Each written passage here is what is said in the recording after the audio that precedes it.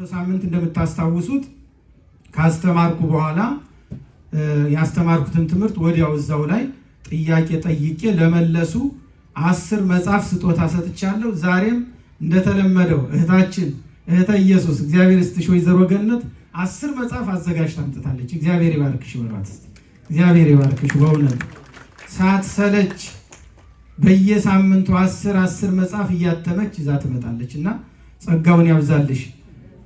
የእናንተ ድርሻ ደግሞ የመጣውን መጽሐፍ ምን ማለት ነው በደንብ ተከታትሎ ትምህርቱን ጥያቄውን መልሶ መጽሐፍ መሸለም ነው።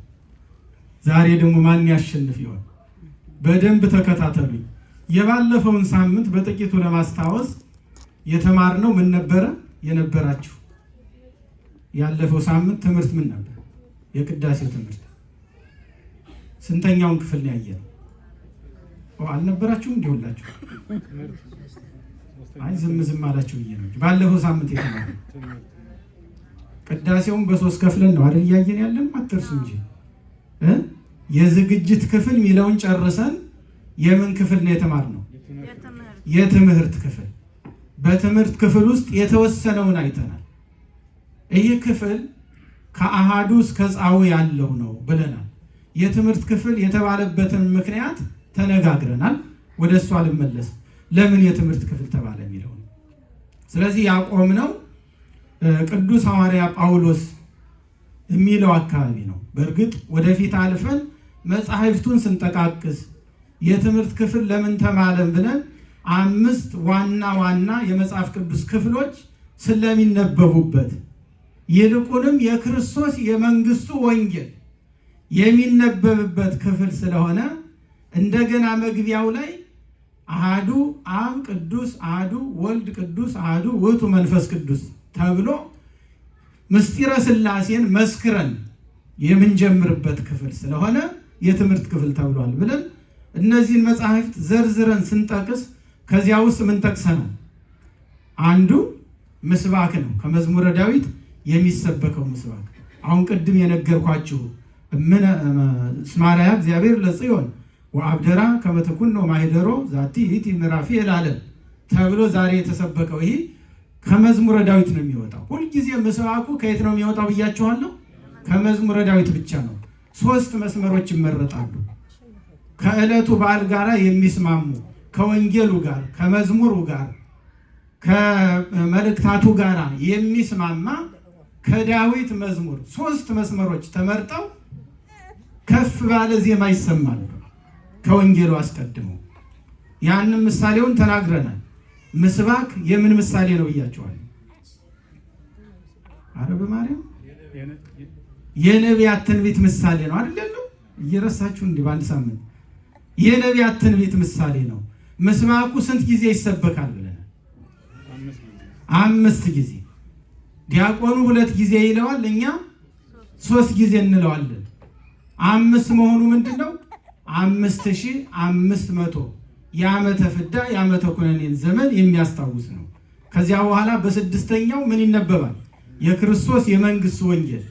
ስለዚህ 5500 ዘመን አልፎ የመከራ የፍዳ ዘመን አልፎ ዓመተ ምሕረት መምጣቱን የምስራች ወንጌል መሰበኩን ለማብሰር በ6ኛው ምን ይነበባል? የክርስቶስ የመንግስት ወንጌል ይነበባል። በዚህ ክፍል ውስጥ እንግዲህ ቅዱስ ሐዋርያ ጳውሎስ ሰናየ መልእክት የሚለውን እናዜማለን። ይህንን በኋላ በዜማ ጠይቃለሁ። ከፈተናው አንዱ ዛሬ ዜማም አለበት። የቅዳሴውን ተሰጦ ዜማ አለበት ፈተናው። ስለዚህ እሱንም ትፈተናላችሁ ማለት ነው። እሱን ካልን በኋላ እንግዲህ በቤተ ክርስቲያን የሚደረጉ አገልግሎቶች ጠቅላላ ምሳሌና ትርጉም አላቸው። እስቲ እንደው ከዑደቱ ልጀምር። ለምሳሌ በአገልግሎት ሰዓት ካህናቱ እየዞሩ የሚያገለግሉት አገልግሎት የታወቀ የተመጠነና ትርጉም ምሳሌ ያለው ነው እንጂ ዝም ብለው አይሽከረከሩ። ለምሳሌ ሰራይው ቄስ 7 ዑደታት አሉት። ስንት ዑደት አለው? ዑደት ማለት መዝሙር ማለት ነው። ስንት ዑደታት አሉት? 7 አሉት። ሰራይው ቄስ ዋናው ቄስ 7 ጊዜ ይዞራል። አንደኛው በእንተ ቅድሳት ተነቦ ሲያልቅ በውስጥ ጸሎተ ዕጣኑን ከደገመ በኋላ ነስእለከ እግዚኦ ወናስተበቋከ ከመ ትዘከር ለቅድስት አቲ ቤተክርስቲያን እያለ 3 ጊዜ መንበሩን ይዞራል። ስንት ጊዜ ይዞራል? አንዲቱን ቅድስት ቤተክርስቲያን ታስባት ዘንድ እንለምንሃለን እንማልድሃለን እያለ 3 ጊዜ ይዞራል። ያዙ 3። በኋላ ደግሞ ግብረ ሐዋርያት ተነቦ ካለቀ በኋላ አሁንም ይህንኑ ጸሎት እየጸለየ ስንት ጊዜ ይዞራል? 3 ጊዜ ይዞራል። ስንት ሆነ? እየደመራችሁ ስንት ሆነ? በኋላ 7ኛውን ወንጌል ከማንበቡ በፊት 1 ጊዜ መንበሩን ይዞራል። ስንት ይሆናል? 7 ዑደታት አሉ። የሰራዩ ካህን ዑደት 7 ነው። 7 የሆነበት ምክንያት ባለፈው ሳምንት ታስታውሱ ከሆነ ንስግድ ካለ በኋላ ካህኑ በአራቱ ማዕዘን አጥኖ ሲጨርስ በመካከላችሁ እናንተን እያጠነ ምን ይላል? ይዞራል አይደል? እናንተን እያጠነ ይዞራል። ለምንድን ነው ካህኑ የሚያጥናችሁ ነው ያልነው? ለምንድን ነበር? ለምንድን ነው ሰው የሚያጥነው ካህኑ እየዞረ? እናንተ የእግዚአብሔር ቤተ መቅደስ የመንፈስ ቅዱስ ማደሪያ ስለሆናችሁ የክርስቲያኖች ሰውነት የከበረ ነውና ካህኑ እየዞረ ያጥናል። ሲያጥን ታዲያ የሚጸልየው ጸሎት አለ። ምን ይላል? እግዚአብሔር አምላክነ በከመ አነሃልከ ቅድመ ጥቅማ ለኢያሪኮ በደያሱ ገብርከ ወልደ ነዌ ከማሁ አንህል ጥቅመ ኃጢአቴ ወኃጢአተ ኩሉ ሕዝብከ በእደ ዚአየ አነ ገብርከ ገሌ ብሎ ስሙን እየጠራ እያጠነ ይዞራል። እግዚአብሔር አምላኪ ሆይ በአገልጋይህ በኢያሱ እጅ የኢያሪኮን ግንብ እንዳፈረስክ ዛሬም የኔንና የሕዝብህን ኃጢአት ምን በል አፍርስ እያለ እየዞረ ያጥናል። እግዚአብሔር አምላክ በካህኑ ስልጣንና አገልግሎት እንደ ኢያሪኮ ግንብ የቆመውን ኃጢአታችንን ያፈርስልን መድኃኔዓለም። ኢያሱ የኢያሪኮን ግንብ ለማፍረስ መዶሻ ወይም ሌላ ነገር አላነሳም። የኢያሪኮን ግንብ 7 ጊዜ ዞሮ ነው ያፈረሳት። ስለዚህ ዛሬም ዋናው ካህን በቤተ ክርስቲያን ዑደቱ 7 መሆኑ ኢያሱ 7 ጊዜ ዞሮ እጅ ሳይነካው የኢያሪኮ ግንብ እንደተናደ ዛሬም ካህኑ እየዞረ ስለ ሕዝቡ ሲጸልይ እግዚአብሔር የሕዝቡን ኃጢአት ምን ይላል? ያስወግዳል። ይህ የማን ዑደት ነው?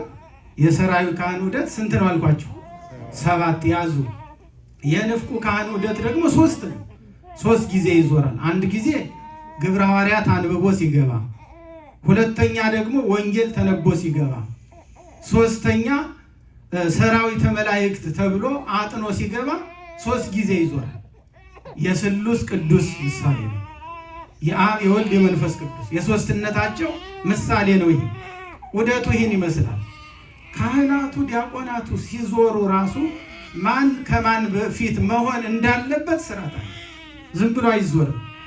ማን ነው የሚቀድመው፣ ቀጥሎ የሚከተለው ማን ነው የሚለው በስነ ስርዓቱ ትርጉምና ምሳሌ ያለው ወዳጆች። ከ5ቱ ልዑካን መካከል ከፊት የሚሆነው ማን ነው? መቼም ታያላችሁ ቅዳሴ ሲቀደስ አይደል? ከፊት የሚሆነው ማን ነው? ሲዞሩ የትኛው ካህን? መጀመሪያ ንፍቁ ዲያቆን። የንፍቁ ካህንና የንፍቁ ዲያቆን አንድ ወገን ሆኖ ነው የሚወሰደው። ሁለቱ ከሰራዩ ቄስ ፊት ይሆናሉ። ቀጥሎ ማን ይከተላል? ገባሬ ሰናዩ ቄስ ይከተላል። ከዚያስ በቃ የላችሁ ዛሬ ያስቀድሳቸዋል አይደል? ሲዞሩ አላያችሁም? እሺ መጀመሪያ ንፍቁ ዲያቆን፣ ከዛ ቀጥሎስ ልብ አትሉ ማለት ነው። ዝም ብላችሁ ነው የምትቆሙ ማለት ነው። ቀጥሎ ንፍቁ ቄስ፣ ከዚያ ቀጥሎስ ገባሬ ሰናዩ ቄስ፣ ከዛ በኋላ ከሱ በኋላስ 3ኛው ሰራዩ ዲያቆን፣ ከዛ በኋላ ያለው መጨረሻው 5ኛው ከሰራዩ ዲያቆን በኋላ ይሆናል። ምሳሌ አለው። ይሄ ንፍቁ ቄስና ንፍቁ ዲያቆን የዮሐንስ መጥምቅ ምሳሌ ነው። ንፍቁ ዲያቆን ምን ይይዛል? ጧፍ ይይዛል። በቅዳሴ ሰዓት 2 ጧፍ ይያዛል። አንዱ ለስጋው አንዱ ለደሙ ክብር ስንት ጧፍ ይያዛል? 2 ጧፍ ይያዛል። ስለዚህ ንፍቁ ዲያቆን መብራት ይዞ ከፊት ለፊት ይመራል። ይሄ የዮሐንስ መጥምቅ ምሳሌ ነው። ጌታችን ኢየሱስ ክርስቶስ ዮሐንስ መጥምቅን ብርሃን ብሎታል። ለጥቂት ጊዜ በብርሃኑ ደስ አላችሁ ይላል። ዮሐንስን ማን ብሎታል? ጌታ ብርሃን ብሎታል። ስለዚህ በብርሃን ይመሰላል። ንፍቁ ዲያቆን ከፊት መሆኑ ከጌታችን አስቀድሞ ማን መምጣቱን የሚያመለክት ነው። ዮሐንስ መንገዱን ጥረጉ፣ ጥርጊያውን አቁሙ፣ ከኔ የሚበልጠው መጥቷል፣ እሱ እኔ በውሃ አጠምቃችኋለሁ፣ እሱ ግን በምን ያጠምቃችኋል? በእሳትና በመንፈስ ቅዱስ ያጠምቃችኋል እያለ የተናገረ የሰበከ ጥርጊያውን ያቀና የማን ምሳሌ ነው? የመጥምቁ ዮሐንስ ምሳሌ ነው። ሰራዩ ካህን የማን ምሳሌ ነው? የጌታችን የኢየሱስ ክርስቶስ ምሳሌ ነው። ከዮሐንስ ቀጥሎ የመጣ መሆኑን የሚያመለክት ነው። መስቀል የያዘው ዲያቆን የማን ምሳሌ ነው? የቅዱስ እስጢፋኖስ። ጎበዝ ዲያቆን በረከት የቅዱስ እስጢፋኖስ ምሳሌ ነው። ለምን? ጌታችን ኢየሱስ ክርስቶስ መከራ ከተቀበለ በኋላ ከሐዋርያትም ቀድሞ በሰማዕትነት ስለ ክርስቶስ ሲመሰክር በድንጋይ ተወግሮ የሞተ ማን ነው? እስጢፋኖስ ነው። እንደ አምላኩን የመሰለ ጌታችን ኢየሱስ ክርስቶስ በመስቀል ላይ ሆኖ ለሰቀሉት ምን ብሎ ነው የጸለየው? የሚያደርጉትን አያውቁምና ይቅር በላቸው። እስጢፋኖስ ይህንን ብሎታል አላለም? ራሱ አምላኩ በመስቀል ላይ ሆኖ ለጠላቶቹ የጸለየውን ጸሎት ለመጀመሪያ ጊዜ የጸለየ ማን ነው? ሰማዕቱ ቅዱስ እስጢፋኖስ። በድንጋይ እየወገሩት አቤቱ አምላኬ ሆይ የሚያደርጉትን አያውቁምና ይቅር በላቸው ያለ ሰማዕት፣ የመጀመሪያው ሰማዕት፣ ቀዳሜ ሰማዕት ተብሎ የሚጠራው የቅዱስ እስጢፋኖስ ምሳሌ ነው። ከዛ በኋላ ያለው ደግሞ ከእስጢፋኖስ በኋላ የመጡት ምሳሌ ነው። ይሄ ዑደቱ እንግዲህ በዚህ ስርዓት ነው የሚዞረው እንጂ ተዘበራርቆ አይዞርም። አንዱ ከአንዱ ከቀደመ ምኑ ይፋለሳል ማለት ነው፣ ምስጢሩ ይፋለሳል ማለት ነው። ስለዚህ ሲዞር እንኳን ይሄ ሁሉ ተጠብቆ ነው። ቤተ ክርስቲያን አገልግሎቷ እኮ የሚገርም ነው ወዳጆች። በሚታይ በሚጨበጥ በሚዳሰስ ነው እኮ መጻሕፍትን እየተረጎመች የምታስተምረው እኮ። የሚደንቅ ነው እኮ የቅዳሴው ምስጢር። አሁን ከዚህ በኋላ ከመጋረጃው ውጭ ይመጡና አምስቱም ልዑካን ምን የሚለውን ጸሎት እንላለን? ዝውዕቱ ጊዜ ባርኮት፣ የማመስገን ጊዜ ይህ ነው። የተመረጠ የዕጣን ጊዜ ይህ ነው። ጌታችን መድኃኒታችን ኢየሱስ ክርስቶስን የማመስገኛ ጊዜ ይህ ነው የሚለውን ስንል መጽሐፈ ቅዳሴው ምን ይላል? ከመጋረጃው ውጭ ይውጡና ይበሉ ይላል። ብዙ ጊዜ እኛ አጭር ስለሆነች ደረጃዋ ሁላችንም እዚህ ወጥተን መቆም ስለማያስችል ወደ ውስጥ እንሆናለን እንጂ አምስቱም ልዑካን ወዴት ይመጣሉ? ከመጋረጃው በውጭ ይመጣሉ። ይሄ ራሱ ምሳሌ አለ። ለምን በውስጥ ያሉት ወደ ውጭ መጡ ሲባል በውስጥ የነበሩት የነቢያት ምሳሌዎች ናቸው። በውጭ ያሉት የሐዋርያት ምሳሌዎች ናቸው። ሁሉም አንድ ላይ መሆናቸው ቤተ ክርስቲያን በነቢያት ትንቢት፣ በሐዋርያት ትምህርት፣ በክርስቶስ መሰረትነት የታነጸች መሆኑ የነቢያት ትንቢት ፍጻሜ አግኝቶ ዓመተ ፍዳ ዓመተ ኩነኔ አልፎ የማመስገን ጊዜ ጌታ ተወለደ ተብሎ ክርስቶስ ነፃ ወጣን ተብሎ የሚመሰገንበት ጊዜ ደረሰ እያለን ያለንበት ዘመን የምን ዘመን መሆኑን እየመሰከርን ነው? ሐዲስ ኪዳን የምህረት ዘመን፣ የይቅርታ ዘመን፣ የነፃነት ዘመን፣ በክርስቶስ ያገኘነውን ነፃነት የምንመሰክርበት፣ ክርስቶስን በዕጣን እየመሰልን የምናመሰግንበት፣ እመቤታችን ድንግል ማርያም ዕጣን ይእቲ ማርያም እያልን በዕጣን እየመሰልን የምናመሰግንበት። በዚህ ክፍል ከብሉይ ኪዳን ዋና ዋናዎቹን ከሐዲስ ኪዳን ዋና ዋናዎቹን ይጠራል። እነ ዳዊትን፣ እነ ሰሎሞንን፣ እነ ሳሙኤልን ይጠራል። ከሐዲስ ኪዳን እነ ቅዱስ ጳውሎስን፣ እነ ቅዱስ ጴጥሮስን ይጠራል። ከመላእክት ቅዱስ ሚካኤልን፣ ቅዱስ ገብርኤልን ይጠራል። እነዚህም ሁሉ እያነሳን የነ ሙሴን የነ አሮንን ክህነት በብሉይ ኪዳን የነበረውን እያነሳን የምናመሰግንበት ነው። አጠር እያረኩኝ ዋናውን ነው የምነግራችሁ ዛሬ ይህንን ክፍል ለማጠቃለል ማለት ነው። አሁን ወደ ምስባኩ እንምጣ። ምስባክ የምን ምሳሌ ነው ብለናል? ቅድም የትንቢተ ነቢያት ምሳሌ ነው ብለናል። በምስባኩ ጊዜ ውጪ የሚቆሙት ስንት ናቸው? ከመቅደሱ ውጪ ምዕመናን ወይ ዲያቆናት፣ ምዕመናን እናንተ እየተናገረ ስንት ናቸው? ሶስቱ እነማን ናቸው? በምስባክ ጊዜ ሶስቱ ዲያቆናት ውጪ ይቆማሉ አይደል? ሁለቱ ውስጥ ይሆናሉ። ውስጥ ያሉት የሙሴና የኤልያስ ምሳሌዎች ናቸው። በውጪ ያሉት ደግሞ የሶስቱ ሐዋርያት ምሳሌዎች ናቸው። በዚህ በምስባኩ ሰዓት የሚከናወነው ምስጢር በደብረ ታቦር ላይ የተከናወነው ምስጢር ነው የሚከናወነው። በደብረ ታቦር ክርስቶስ ብርሃነ መለኮቱን በገለጠ ጊዜ ስንት ሰዎች ተገኝተዋል? ስንት ሰዎች ተገኝተዋል? ተናገሩ እንጂ ስንት? 2 ሚል አለ፣ 3 ሚል አለ። በደብረ ታቦር ላይ ከጌታ ሌላ ስንት ሰዎች ነበሩ? 5። ማን? ከብሉይ ኪዳን ሙሴና ኤልያስ፣ ከሐዋርያት ጴጥሮስ፣ ያዕቆብ፣ ዮሐንስ ጠቅላላ ስንት ይሆናሉ? 5 ከጌታ ጋር ተገኝተዋል አይደል? ዛሬ በአማናዊቷ ደብረ ታቦር በቤተ ክርስቲያንም የሚያገለግሉት ልዑካን ስንት ናቸው? 5 ናቸው። 5ነቱ አንድም ተብሎ ሲተረጎም በደብረ ታቦር ከጌታ ጋር የተገኙት የነቢያትና የሐዋርያት ምሳሌዎች ናቸው። 2ቱ በውስጥ መሆናቸው እነዚያ የብሉይ ኪዳንን ሙሴንና ኤልያስን የሚያስታውሱ ናቸው። ሙሴ ከየት ነው የመጣው? አላውቅም ዳት ሙሴ ከየት ነው የመጣው? ሙሴን ከመቃብር ኤልያስንስ ከብሔረ ሕያዋን አምጥቶ ከሐዋርያቱ መካከል 3ቱን የምስጢር ደቀ መዛሙርት መርጦ በደብረ ታቦር ላይ ክርስቶስ ምን ገልጧል?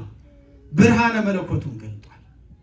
የሚከናወነው ምስጢር ራሱ በደብረ ታቦር ላይ የተደረገውን ቁልጭ አድርጎ የሚያሳይ ነው። ዋናው ዲያቆን መስቀል ይዞ ምስባኩን መጀመሪያ ይሰብካል። ያ የጴጥሮስ ምሳሌ ነው። ለምን የጴጥሮስ ምሳሌ ሆነ ስንል በደብረ ታቦር ላይ ጌታ ብርሃን መለኮቱን በገለጠ ጊዜ ከሐዋርያቱ መካከል በዚህ መሆን ለእኛ መልካም ነው፣ 3 ዳስ፣ 1 ለአንተ፣ 1 ለኤልያስ፣ 1 ለሙሴ እንስራ ብሎ የተናገረ ማን ነው? ቅዱስ ጴጥሮስ። ስለዚህ ከሐዋርያቱ ይህን ንግግር የተናገረ ጴጥሮስ ስለሆነ ዋናው ዲያቆን በምን ይመሰላል? በቅዱስ ጴጥሮስ ይመሰላል። ንፍቁ ዲያቆን በያዕቆብ ይመሰላል። ሌላ 3ኛው ዲያቆን ጃንጥላ ይይዛል። ካህንም ሊሆን ይችላል። ካህናት የዲያቆናትን አገልግሎት ስለሚፈጽሙ ያው ዲያቆን እያልኩ ልጥራው። 3ኛው ዲያቆን ምን ይይዛል? ንፍቁ ዲያቆን ጧፍ ይዞ መቆሙ ጌታችን ኢየሱስ ክርስቶስ በደብረ ታቦር የገለጠው የብርሃነ መለኮቱ ምሳሌ ነው። 3ኛው ዲያቆን ይዞት የቆመው ጃንጥላ አብ በደመና ሆኖ የተናገረበት የምወልደው ልጄ ይህ ነው እርሱን ስሙት ብሎ የተናገረበት አብ የተናገረበት ደመና የጋረዳቸው ደመና ምሳሌ ነው። ስለዚህ ቤተ ክርስቲያን የደብረ ታቦርን ምስጢር በተግባር የታሳያለች። በቅዳሴው ሰዓት በምስባኩ ጊዜ ቁልጭ አድርጋ ታሳያለች ማለት ነው። ግልጽ ነው። ከዚያ በኋላ ምስባኩን 5 ጊዜ ከተሰበከ በኋላ ዲያቆኑ ምን ይላል? ቆሙ ዋጽምኡ ዜናሁ ለእግዚእነ ወንጌለ ቅዱሰ ዜናሁ ለእግዚእነ አምላክነ ወመድኃኒነ ኢየሱስ ክርስቶስ ይላል። የጌታችንና ቅድመ ዓለም የነበረ ዓለምን አሳልፎ የሚኖር የጌታችንና የአምላካችን የመድኃኒታችን የኢየሱስ ክርስቶስን ቅዱስ ወንጌል ምን ብላችሁ ስሙ ይላል። ቆማችሁ ስሙ ብሎ ዲያቆኑ ያውጃል። ከዚያ በኋላ ካህኑ ወንጌሉን ከፍ አድርጎ ይዞ እግዚአብሔር ከሁላችሁ ጋር ይሆን ይላል። እኛ ደግሞ ስለ መንፈስ ከብለን እንመልሳለን። ከዚያ በኋላ በልዑል ዜማ ወንጌል ቅዱስ ብሎ ካህኑ አሰምቶ ያዜማል። እኛ ምን እንላለን? ምን ትላላችሁ? ወንጌል ቅዱስ ሲል በአማን ቅዱስ ነው ይባላል።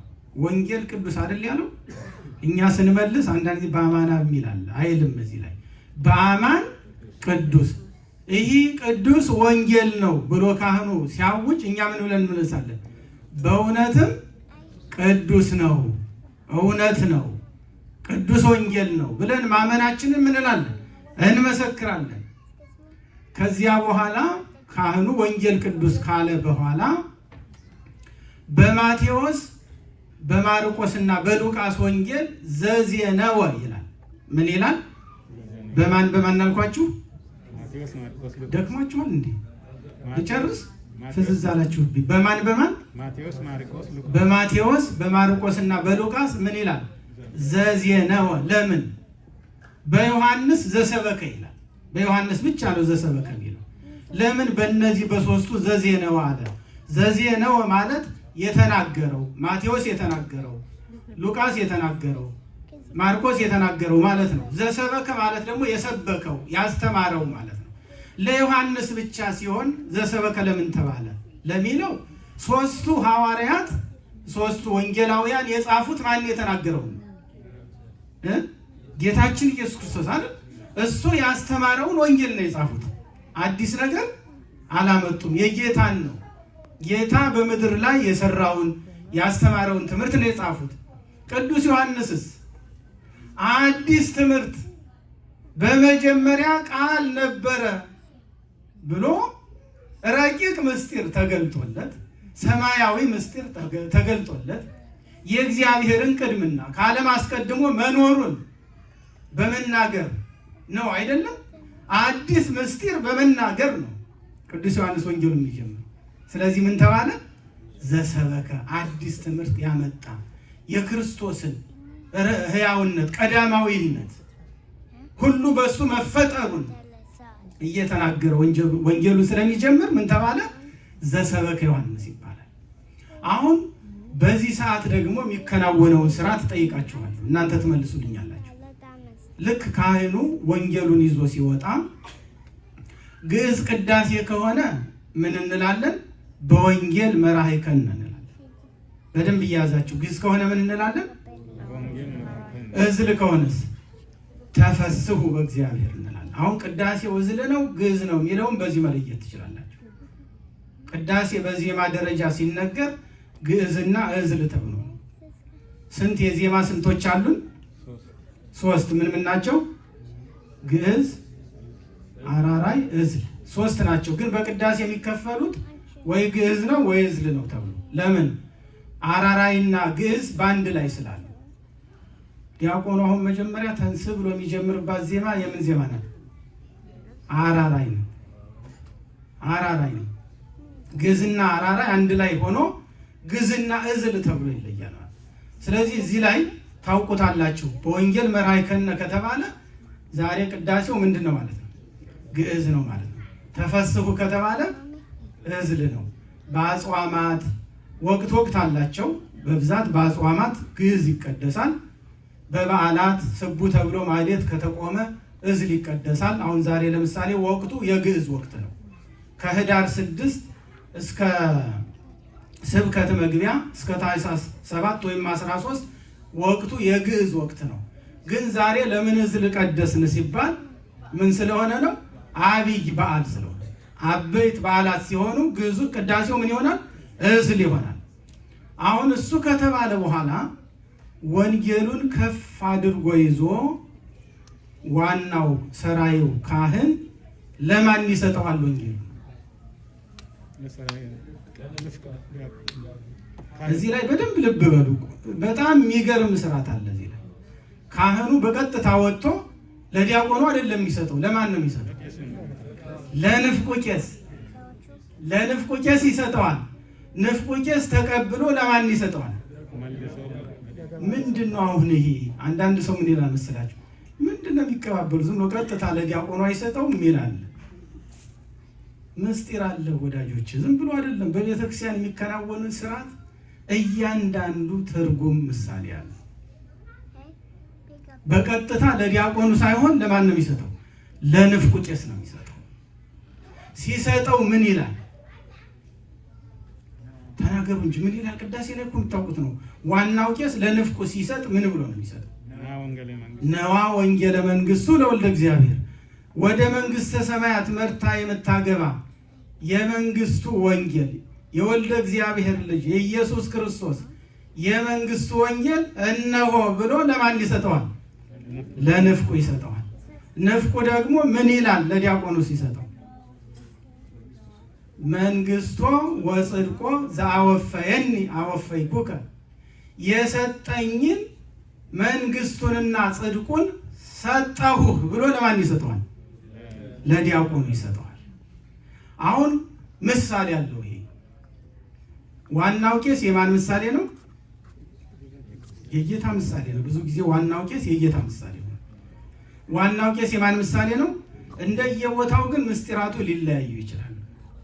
ዋናው ቄስ እዚህ ቦታ ላይ የጌታ ምሳሌ፣ ንፍቁ ቄስ የሐዋርያት ምሳሌ፣ ዲያቆኑ ከሐዋርያት በኋላ የመጡ ሐዋርያን አበው የሊቃውንት የካህናት ከዚያ በኋላ እስከ ዓለም ፍጻሜ ያሉት ምሳሌ ነው። ለምንድን ነው በቀጥታ ካህኑ ለዲያቆኑ ሰጥቶ ወንጌሉን ማያነበው ብንል ትርጉም አለው፣ ምሳሌ አለው። ይህ መቀባበላቸው ጌታችን ኢየሱስ ክርስቶስን በቀጥታ ወንጌልን ያስተማረ ለማን ነው? ንገሩ እንጂ ለማን ነው? እኛ ነበርን ከጌታ ጋር በዚህ ምድር ላይ ጌታ ሲያስተምር ነበር? አልነበርንም። አብረውት የነበሩ እነማን ናቸው? ሐዋርያት ናቸው። ስለዚህ ጌታ ለሐዋርያት ወንጌሉን አስተማረ።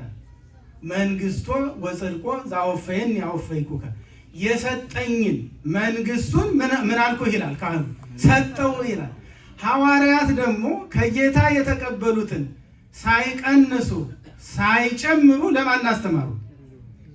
ለነሱ ተከታዮች አስተማሩት። ከዛ ዲያቆኑ ምን ይላል? መንግሥተ ሰማያት ቀርባለችና ንስሐ ግቡ። ሐዋርያት የሰበኳት ወንጌል ያስተማሯት ወንጌል ወደ መንግሥተ ሰማያት የምታገባ ናት። ንስሐ ግቡ የምትል ናት። ዮሐንስ መጥምቅ ስብከቱን ሲጀምር በንስሐ ስብከት ነው የጀመረው። ጌታችን ኢየሱስ ክርስቶስ ትምህርቱን ሲጀምር የመጀመሪያ ትምህርቱ የንስሐ ትምህርት ነው። ንስሐ ግቡ የሚል ትምህርት ነው። ስለዚህ መንግሥተ ሰማያት ቀርባለችና የምትል ወንጌል ይህች ናት፣ ንስሐ ግቡ ብሎ ደግሞ ዲያቆኑ ምን ይላል? ያውጃል ማለት ነው። ስለዚህ ምስጢር አለው ወዳጆች። ይህ የሚታየው ዝም ብለን ለድራማ የምናደርገው እንዳይመስላቸው ትርጓሜ አለው። አሁን ካህኑ ለዲያቆኑ ቢሰጠው ምስጢር ምን ይላል? ይዛባል፣ ይፋለሳል ማለት ነው። ስለዚህ ምስጢሩን ጠብቆ ይሄዳል ማለት ነው። ወንጌሉ ከተነበበ በኋላ ደግሞ ሁላችንም ወንጌሉን ምን እንላለን? እንሳለማለን። ለምንድን ነው ወንጌሉን የምንሳለመው? ለምንድን ነው የምትሳለሙት?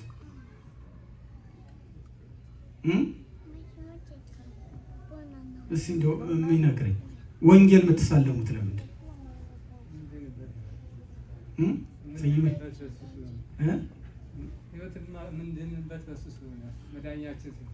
መዳኛችን ስለሆነ ጥሩ ነው። እንግዲህ በቅዳሴ ጊዜ 5ቱ ሕዋሳቶቻችን ማስቀደስ አለባቸው። ስንቱ? 5ቱም ሕዋሳቶቻችን ማን ማን ናቸው? 5ቱ ሕዋሳቶች ዓይን፣ ማየት፣ መስማት፣ ማሽተት፣ መዳሰስና መቅመስ። ማየት አገልግሎቱ ሲከናወን፣ ካህኑ ሲባርክ ሲያገለግል መቅደሱን፣ መንበሩን፣ ካህናቱን ማየት ነው። መስማት ቃሉን መስማት፣ የቅዳሴውን ቃል መስማት፣ በቅዳሴው የሚደረገውን ሁሉ ማዳመጥ ነው። ከዛ ቀጥሎ ምንድን ነው? ማሽተት፣ ዕጣኑን እናሸታለን። የቤተ ክርስቲያንን መዓዛ እናሸታለን። የቅዱሳንን መዓዛ፣ የእመቤታችን የድንግል ማርያምን መዓዛ፣ የክርስቶስን መዓዛ በዕጣን እየመሰልን ያመሰገናት የእመቤታችን ዕጣን ውእቱ ኢየሱስ ክርስቶስ እያልን ያመሰገን ነው። የእሱን መዓዛ እናሸታለን። ቀጥሎ ምንድን ነው? መዳሰስ። ስለዚህ ወንጌሉን በጆሮአችን የሰማነውን የሰማሁት ደርሶኛል አመኛለሁንና ወንጌሉን ዳሰን እንሳለመዋለን።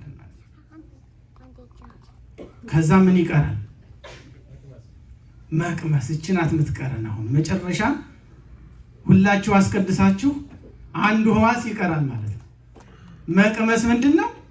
ጸበል መጠጣት እንዳትሉ፣ ስጋውን መብላት ደሙን መጠጣት።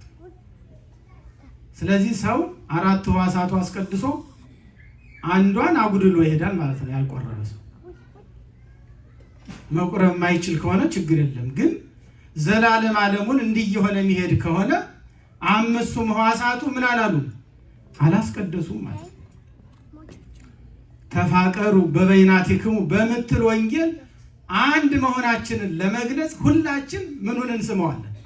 ወንጌሉን እንስመዋለን። ወንጌል ምን ትላለች? ተፋቀሩ በበይናቲክሙ፣ ሁላችሁም እያንዳንዳችሁ ምን በሉ? ተፋቀሩ ትላለች። ስለዚህ አንድ ነን ተፋቅረናል ስንል ወንጌሉን ምን እንለዋለን? እንስመዋለን። ሌላው ትርጉም የሰማነው ደርሶናል ማለታችን። አንተ የሰበከው ለሐዋርያት ያስተማርከው ሐዋርያን አበው የሰበኩልን ሊቃውንት የሰበኩልን ወንጌልህ ምን ብሎናል? ደርሶናል፣ ሰምተነዋል፣ ዳሰነዋል፣ ተሳልመነዋል ማለት ነው። ሌላው ለመፈወስና በረከት ለማግኘት ምን ለማለት ነው? ወንጌሉን የምንሳለመው ለመፈወስና ለበረከት ነው። ታስታውሳላችሁ 12 ዓመት ደም ይፈሳት የነበረች ሴት የልብሱን ጫፍ ብነካ ምን እላለሁ አለች? እፈወሳለሁ አለች። የልብሱን ጫፍ ነክታ ምን አለች? ተፈወሰች። ዛሬም ምዕመናን አምነው የታመሙ በኃጢአት የታመሙ በስጋ ደዌ የታመሙ ቃሉ የተጻፈበትን ወንጌል አምነው ቢዳስሱት ቢሳለሙት ምን ይሆናል? ይፈወሳሉ ወዳጆች። ስለዚህ በእምነት ሆናችሁ ብትሰሙትና ብትዳስሱት ምን ትሆናላችሁ? ትፈወሳላችሁ። ሌላው አሁን በጣም የምንወዳቸውን ሰዎች ፎቶ ለረጅም ጊዜ የተለየናቸውን ሰዎች ፎቶ ብናገኝ ምን እንለዋለን? አንስመው? ፍቅራችን ለመግለጽ ምን እንላለን? እንስመዋለን አይደል? ክርስቶስ ለኛ ሲል ያስተማረውን ለኛ መከራ የተቀበለውን ስለሱ መወለድ፣ ስለሱ መሞት፣ ስለሱ ትንሣኤ፣ ስለሱ እርገት፣ ስለ ዳግም ምጽአቱ የሚናገረውን ወንጌል ክርስቶስን መውደዳችንን ለመግለጽ ምን እንለዋለን? እንሳለመዋለን ማለት ነው። ስለዚህ ስንሳለም ምን እንላለን? ነአምን በቃል ወንጌልከ ቅዱስ፣ በቅዱስ ወንጌልህ ቃል ምን እንላለን? እናምናለን ብለን እንሳለመዋለን። ተባርከን እንሄዳለን ማለት ነው። እንግዲህ እስከዚህ ያለው የምን ክፍል ይባላል? የትምህርት ክፍል ይባላል። እስከዚህ ድረስ ያለው ምን ይባላል? የትምህርት ክፍል። በጣም የሚገርም ክፍል ነው። ይህ ክፍል ያካተተውን ጸሎት ልብ ብላችሁ አሁንም መጽሐፈ ቅዳሴውን ያዙና እስካሁን የተማርናቸውን ትምህርቶችም እየሰማችሁ እስቲ ቅዳሴውን በደንብ አድርጋችሁ ይሁት። በእውነት አልፎ አልፎ ነው የምነግራችሁ፣ እያንዳንዱን አልዘረዘርኩት ጊዜ ስለማይበቃን ማለት ነው። ዋና ዋናዎችን ከመሃል እያወጣው ነው የነገርኳችሁ። ይህ የትምህርት ክፍል በጣም ብዙ ነገር ያለበት ነው። ምስጢረ ሥላሴ የሚነገርበት፣ ጸሎተ አኮቴት የሚባልበት፣ ፍትሐት ዘወልድ የመፍታት የማሰር ስልጣን ለሐዋርያት የተሰጠበትን የምናነብበት፣ በእንተ ቅድሳት የተባለው የምልጃ ጸሎት ስለ ሁሉም የሚጸለይበት ክፍል፣ ስለ ቅዱስ ጳውሎስ ለሐዋርያት የምንጸልየው የማመስገን ጊዜ ይህ ነው እያለ የምስጋና ጊዜ ይህ ነው።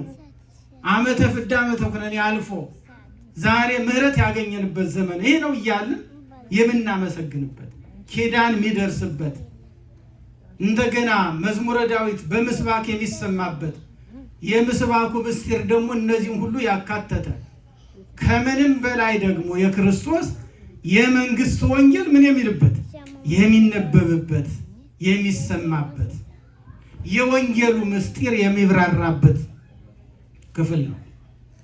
በመጨረሻም ይህ ክፍል ሲያልቅ ወንጌሉን ተሳልመን ከዛ ወደ ቀጣዩ እንሄዳለን። ቀጥሎ ያለው ሶስተኛው ክፍል ምንድነው አልኳችሁ? ጻውኑ ሰክሲያን ከሚለው ጀምሮ ቀጥሎ ያለው ፍሬ ቅዳሴ ወይም አኮቴተ ቁርባን ይባላል፣ የመጨረሻው ክፍል። ስለዚህ የሚቀጥለው ሳምንት እሱን አይተን እንጨርሳለን ማለት ነው። እስከዚህ ያለው የትምህርት ክፍል ይባላል። ግልጽ ነው? ገብቷችኋል? እና በጣም የተለየ ብዙ ነገር ያለው ክፍል ነው። እስከዚህ ድረስ ንዑሰ ክርስቲያን ማስቀደስ ይፈቀድላቸዋል። ንዑሰ ክርስቲያን የሚባሉ እነማን ናቸው ካልን የ40 እና የ80 ቀን የክርስቲያን ልጆችን አይጨምርም። ነገር ግን አሕዛብ ሆነው የኖሩ ሳይጠመቁ የኖሩ ነገር ግን ክርስትና ተሰብኮላቸው ወንጌል ተሰብኮላቸው አምነው ለመጠመቅ ወደ ቤተ ክርስቲያን የመጡ ሰዎች ለትምህርት 3 ዓመት ሕግ ተሰርቷል። ስንት ዓመት መማር አለባቸው? 3 ዓመት መማር አለባቸው። እስካሁን ድረስ ሳይጠመቁ አድገው ትልልቅ ሰዎች ሆነው ለመጠመቅ ፈልገው የመጡ ሰዎች ለትምህርት ጊዜ 3 ዓመት ይሰጣቸዋል። ስለዚህ በዚህ በትምህርት ላይ ያሉ እዚህ ድረስ ያለውን ክፍል የቅዳሴውን ክፍል መሳተፍ ይችላሉ። ለምን ሲባል ብዙ ትምህርት የሚገኝበት ስለሆነ። ከዚህ በኋላ ያለው ግን የምን ክፍል ነው ብያችኋለሁ? ፍሬ ቅዳሴ የቁርባን ክፍል ስለሆነ ያልተጠመቁ ደግሞ ስለማይቆርቡ ምን ይባላሉ ማለት ነው? የክርስቲያን ታናናሾች ውጡ ማለት እናንተ ያልተጠመቃችሁ ስጋውን ደሙን አትቀበሉምና ውጡ ተብሎ ይታወጃል ማለት ነው። በዚህን ሰዓት ይወጣሉ። እስከዚህ ድረስ ግን ተስፋ እንዳይቆርጡ የቅዱሳት መጻሕፍት ምስጢር እንዲገባቸው እንዲያስቀድሱ ተፈቅዶላቸዋል። በጥንቷ ቤተ ክርስቲያን የነበረው ታሪክ የሚገርማችሁ የማይቆርቡ ሰዎች ሁሉ በዚህ ሰዓት ምን ይላሉ? ይወጡ ነበር። ይህን ሕግ አባቶቻችን ባይቀይሩልን ዛሬ ከጻው በኋላ በጣም ጥቂት ሰው ነበር የምናገኘው እዚህ ቤተ መቅደስ። የማይቆርብ ሰው ከጻው በኋላ ምን ይላል? በሙሉ ይወጣል። ከዛ በኋላ ያለው ለቆራቢዎች ነው፣ ስጋውን ደሙን ለሚቀበሉ። አሁን ግን እንደው ክርስቲያኖች ተስፋ እንዳይቆርጡ በዚያ እንዳይጠፉ ብለው አባቶቻችን ሕጉን አሻሽለውልን ነው እንጂ በጥንቷ ቤተክርስቲያን የማይቆርብ ሰው ሁሉ ጻው ተብሎ ደወሉ ሲደወል ምን ይላሉ? ወጥተው ይሄዱ ነበር። ስለዚህ ንዑሰ ክርስቲያን በዚህ ሰዓት ወጥተው ይሄዳሉ። በኋላ ተጠምቀው ከክርስቲያን ጋር አንድ ሲሆኑ ግን እስከ መጨረሻው ይከታተላሉ፣ ስጋውንና ደሙን ይቀበላሉ ማለት ነው። ጻው ንዑሰ ክርስቲያን ማለት ይሄ ነው። ከዚህ በኋላ ያለውን በሚቀጥለው ሳምንት እንመለከተዋለን። ስለዚህ የትምህርት ክፍል የሚለውን በዚህ እናጠቃልላለን ማለት ነው።